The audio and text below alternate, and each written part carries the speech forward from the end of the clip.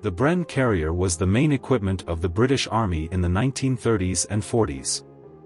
Although this tracked small vehicle had limited transportation capabilities, its large quantity of units in service, with the most densely equipped unit having 44 vehicles at the company level of an armoured division, effectively improved the British Army's mechanization level.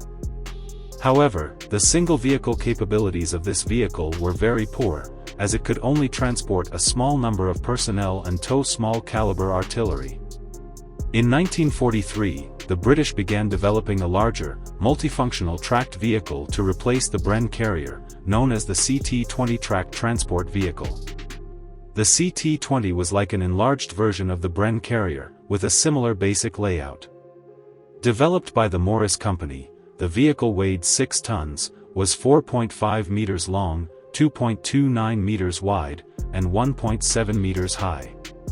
Originally planned to be tested in 1944 and expected to be deployed in the Second World War, the project became less important as the war progressed.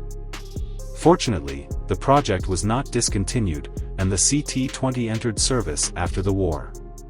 The front of the vehicle was the driver's cab, where the driver and the vehicle commander sat side by side, with the driver on the right. Both received frontal armor protection, but there were no windows, and each had a periscope for observing the front. Behind the cab was the passenger/cargo compartment, which had 5 folding seats for soldiers. This part was actually very narrow because the engine compartment was further back, and storage boxes were also provided on both sides of the vehicle, further compressing the space. The vehicle was powered by a Cadillac V8 gasoline engine producing approximately 110 horsepower. The power was transmitted to the front through a drive shaft passing through the crew compartment, with the front wheels being the driving wheels.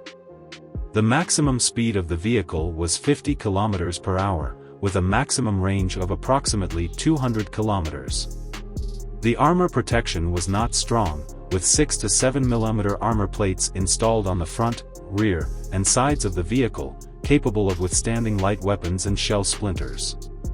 The front of the vehicle was sloped for slightly stronger protection, and some hooks were welded on for the crew to hang spare track links to act as additional armor.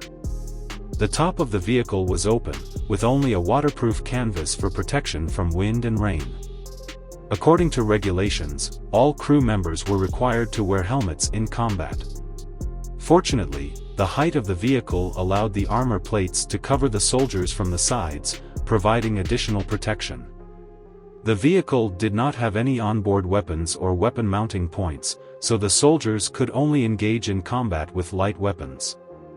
The CT20 had much better transport capabilities than the Bren carrier, as it could transport troops and supplies, and also directly tow the larger 17-pound gun, which was one of the strongest anti-tank weapons used by the British during World War II.